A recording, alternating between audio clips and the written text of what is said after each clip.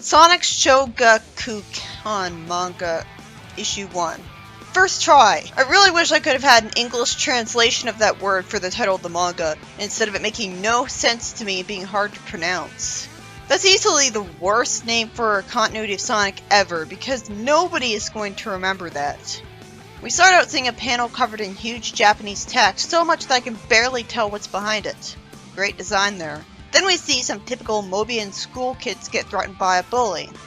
With all the Japanese text that wasn't gotten rid of for some reason, I was actually relieved to see that the dialogue was translated at that point. It's also great that the manga is in color. What took so long? But we've got a terrible start so far, because not only do we have to deal with yet another stereotypical bully character in a Sonic thing in a generic school setting, implying that the Japanese part of Sonic really has no unique ideas of their own, because all they had was this and Sonic being a wizard who turned into himself. But worst of all, this guy lazily has the same name as Anton, when he looks nothing like him. Isn't that just needlessly confusing? I can understand why they didn't want to just continue the previous manga, since Sonic was pretty annoying as it was. I expected his character to be fleshed out, made more sympathetic, but he just stayed one-dimensional. It doesn't come off as the same manga as before, when Anton looks like this, and these guys are unrecognizable. And it's got a different name. I'm only 2 panels in at this point, and I'm already full of complaints. You can tell I'm bored and uninvested in this. I mean, this is a cliche of the manga already. Have they already run out of ideas? He says he guesses he's rather famous after all, and he reminds me of the Anton from earlier by calling a girl with a green skirt and red bow babe and grabbing her, telling her to come play with him for a bit. Again, he doesn't look anything like Anton. He's fat, scaly, has shades and a mohawk. They couldn't make him look any more stereotypical if they tried. I've never met any kid who looked like that in real life. Not a single one. So this kind of bully portrayal always looks like just an unrealistic thing that only exists as a trope in the media. You'd think he'd get bored and tired of kidnapping Amy by this point, considering she clearly has never been into him from the start. I saw a brown hedgehog with glasses and wondered if this was actually Nikki. And if he was, then the art sucked at portraying him because I couldn't even tell who he was with the art style. He hits him, telling him that he's too noisy, and for some reason still calls him by the affectionate word kiddo when he's doing that. And he kidnaps the girl as Nikki angsts that he should be stronger and more grown up. The N on his shirt is the only surefire indication I have that he's supposed to still be Nikki. Because otherwise, he looks nothing like simply a colored in version of this guy. No wonder the manga got cancelled. It probably lost most of its viewership from a radical art style change for no reason. I mean, Archie Sonic has plenty of different artists too, but the characters were still recognizable. His spines stand up straight, and he gets electrocuted out of nowhere, and turns into Sonic in a puff of smoke. Why did they change the rules? He didn't have to deal with that when turning into Sonic before. It's like it was written by a new writer who was clueless about the earlier issues, and was just going off what was done before. The show Japanese word for the title of the manga made me assume that this story was going to be something completely new, a different continuity. Like, why would they call it 1992 manga in the first place? Shouldn't it have been obvious it wouldn't just be in 1992? Like, reading all of this issue without commenting on it is so boring because it's just the same thing we've already seen multiple times with the previous manga, and you just want it to go faster. Just like in an earlier issue, Sonic is laughing when he shows up. And combine that with the menacing way he acts here, where he heaps insults on Anton and says he's got some guts to lay his hands on him, and it comes off as if his laughter is evil, like he evilly laughs when he shows up. And that does work rather well considering that he's only generated when Nikki is feeling bad, and it's like he's always getting revenge for Nikki. So he's tapping into the negative side of chaos energy. And Sonic in this manga does basically nothing but fight bad guys like a bad guy could do anyways, like Scourge. So far the story has felt pretty boring and predictable. I'm halfway into the video and the plot has just started with nothing happening but Nikki getting bullied and turned into Sonic. That could have been skipped if it was just going to be the same thing we already saw. How did Sonic get her out of Anton's grip by rushing past him? You'd think he'd fall in love with another girl by this point. Why is it always Amy? He doesn't ever explain why he's into her. And I was expected to believe that was Amy? Not only did she lose her headband from earlier, but she's multiple shades of brown instead of simply pink. Wasn't pink the obvious idea immediately since she's a girl and that's why Julie Sue was pink?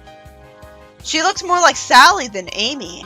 No wonder they called her Sally in the CD manual. Nah, that wasn't it. Her green skirt is the only thing Amy liked about her. And I'm too distracted by the awful way her eyes have a horizontal line above them to focus on and be impressed by the design she has. Cause different doesn't necessarily mean terrible. I mean, she's a different continuity Amy. She's nothing like the Amy we know anyways. But you couldn't even tell what species she is from this panel. Sonic for once directly insults him in his blue form, calling him doofus and saying, and asking where his eyes are at. So now he's being more relatable and honest about what he's like, instead of being 24/7 cool hero mode. Now he feels like an actual person, instead of just someone who's the victim of character shilling. Anton somehow still has the courage to try to fight him, while being confident that it'll work out for him, even after all the time Sonic effortlessly humiliated him and even baked him in the oven, which would be traumatizing. It's an unbelievable character, since he's that arrogant. He'd be terrified of him. I mean, especially since he's about bullying a wuss, so he picks on someone not his own size, implying that he's too afraid to fight someone stronger than him. But Sonic's clearly stronger than him. So he threatens him with a chain that he apparently had out of nowhere. Ooh, he spins around above him. That's cool. I wish I saw one of the evil twins in Archie do that with a chain instead of it just being there. But seriously, I always pictured Anton to be purple. Why the hell did he expect Sonic to just stand there and let him hit him with his chain? Why was he surprised that someone as fast as Sonic easily dodged him and got up a short tree? I hate this story. On the bright side, seeing the chain move around like this is something I love, because it's something Sonic never did before as a franchise. Sonic avoids the chain as it spins around.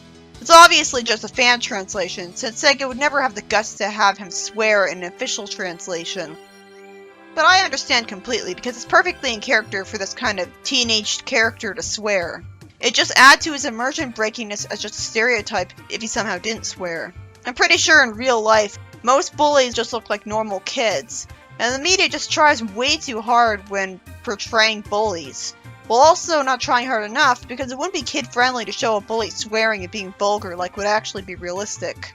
I talked about this for 4 more sentences than I wanted to, considering how little the swearing actually matters. Sonic lands on the guy's head with his own head, and somehow that only knocks over Anton, while Sonic himself is unharmed. What a creator's pet.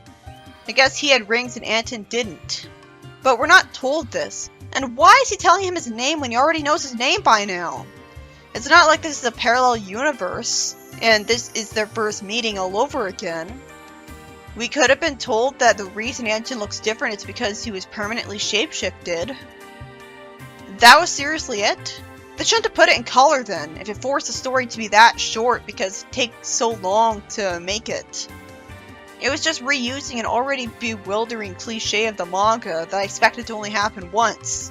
That Anton is a bully and kidnaps Amy to make her date him, and Sonic turns into his blue form because he hated being a wuss. But that was literally the entire plot! Until finally something new happens because Sonic has to deal with the chain. The story could have just started there.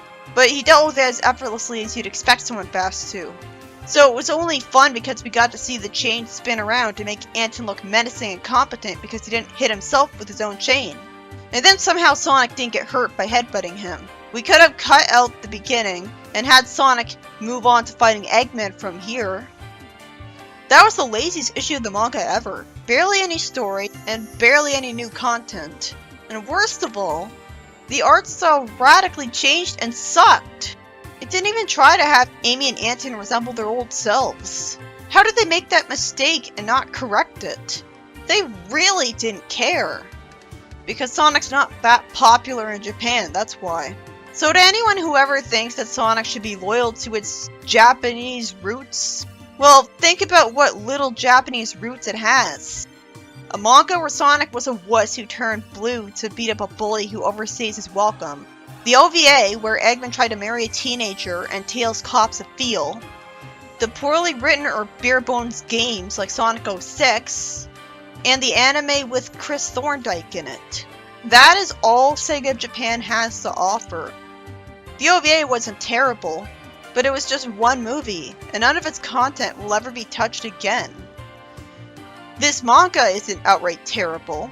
It's interesting, but obviously it has some big problems that you wouldn't want to see in other continuities. So it's not like it has great ideas for the whole franchise.